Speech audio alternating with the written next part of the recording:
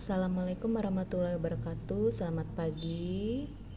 Apa kabarnya anak-anakku semua? Semoga semuanya dalam keadaan sehat dalam masa pandemi ini dan tetap menjalankan protokol kesehatan serta perilaku hidup bersih. Untuk pertemuan kita pada hari ini yaitu kita lanjutkan tentang keseimbangan dan titik berat. Nah, di sini Ibu sudah menyajikan materi tentang keseimbangan dan titik berat. Jadi langsung saja ya kita lihat materi ini tentang keseimbangan statis sistem partikel. Apa itu keseimbangan? Jadi sebuah benda dikatakan seimbang jika benda tersebut mengalami keseimbangan translasi dan rotasi. Ya, jadi bisa ini kita lihat di sini. Nah, artinya di sini sebuah benda jika dikatakan seimbang tentunya nanti akan ada syarat ya. Jadi syarat keseimbangan translasi didasarkan pada hukum Newton. Jadi yang kita ambil yang pertama di sini adalah hukum 1 Newton. Apa syaratnya? Yang pertama adalah jumlah vektor gaya itu sama dengan 0. Nah, kalau dia menyatakan jumlah, artinya di sini banyak sekali komponen vektor untuk benda yang 3 dimensi. Jadi pada dimensi X itu vektor gayanya adalah Fx, kemudian untuk vektor gaya di sumbu Y adalah Fy, dan vektor gaya di sumbu Z adalah Fz. Nah, seperti syarat ini tadi, jadi keseimbangan secara translasi syaratnya adalah semua gaya-gaya yang bekerja atau jumlah gaya-gaya yang bekerja itu sama dengan 0. Lalu setelah gaya yang kita tinjau, ketika benda mengalami keseimbangan rotasi, maka syarat yang akan dilihat adalah jika jumlah torsi atau momen gaya itu sama dengan 0. Ya. Nah, untuk syarat keseimbangan sistem partikel ini bisa kalian lihat juga persamaannya seperti ini. Sama ya dengan yang ini tadi. Ini yang ada di buku kalian ya, buku interaktif. Kemudian di sini juga resultan gaya. Nah, resultan itu sama dengan jumlah tadi sigma, ya.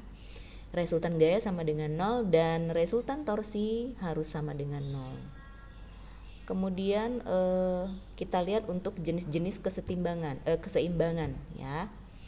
Jenis-jenis keseimbangan ini ada 3, yaitu keseimbangan stabil, ya ini contohnya.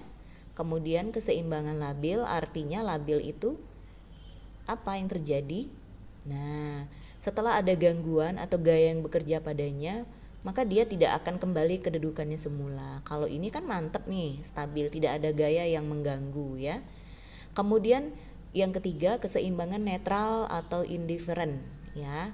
Artinya walaupun ada gangguan kecil atau gaya yang diberikan tidak akan mempengaruhi keseimbangan benda. Ya, ini posisinya ya. Oke, kemudian ke titik berat. Apa ini titik berat? Nah, titik berat titik di mana resultan gaya gravitasi partikel-partikel terkonsentrasi pada titik ini ya. Ini ada di buku kalian. Bagi yang tidak ada buku ini Ibu tampilkan di sini ya. Jadi titik berat ini letak-letaknya seperti ini kalau untuk benda yang teratur ya, homogen. Misalnya berbentuk segi 4 ya atau persegi panjang.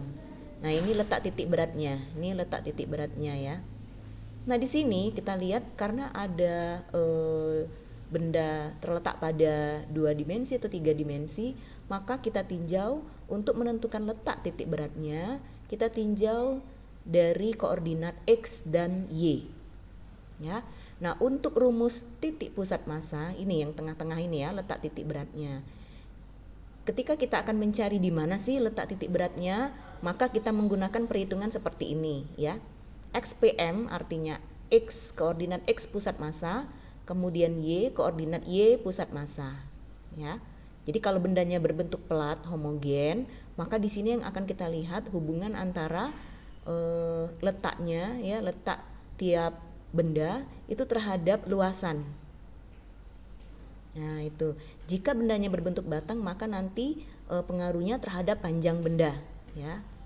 Nah, Untuk 3 dimensi, di sini kita lihat, nah ini yang 3 dimensi ya.